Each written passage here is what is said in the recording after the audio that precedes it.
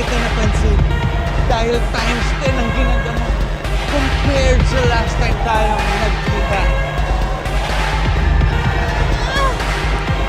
Ikaw talaga. Masyado mo ang pinongbola, Elvis. Hindi kita binobola.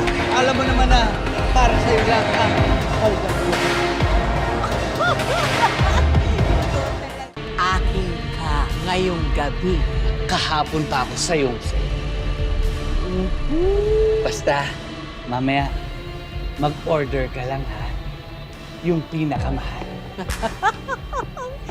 Ikaw talaga, straight to the point. I like that. Magkwentuhan tayo buong gabi. Ikwento mo lang sa akin lahat. Kahit tungkol sa negosyo mo, makikinig ako. Gusto mo lang talaga na dumami yung order ko, ha? Bueno, waiter! Yes po, ma'am. Pakihanda na yung pinakamahal ninyong private room. Okay po, ready na po namin. Private room? Doon mo makikita kung anong ibig ko sabihin ng aking ka tonight, baby.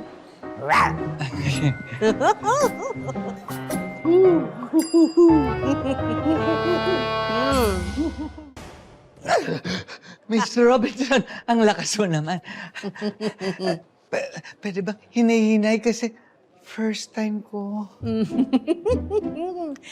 Katulad nga ng sinabi ni Elvis, it's now or never. Sino si Elvis? Patawa ka. Wait lang. Gusto mo ba talaga?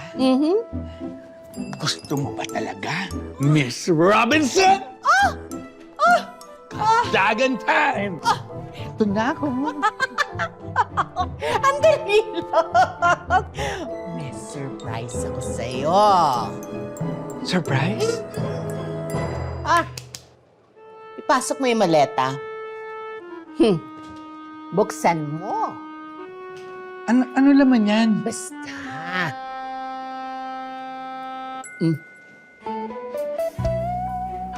Puntahan mo. Gusto kong isuot mo yan. Alin po dito? Ayan. Yan. Ito? Ano to? Yan yung surprise ko. Isuot mo yan.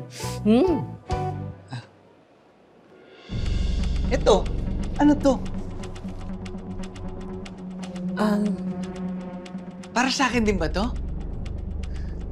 Of course! Para sa'yo yan, kaya ako nga inilagay dyan eh. Sige na, isuot mo na yan, baby. Sige na. Sige. Babalik din ako.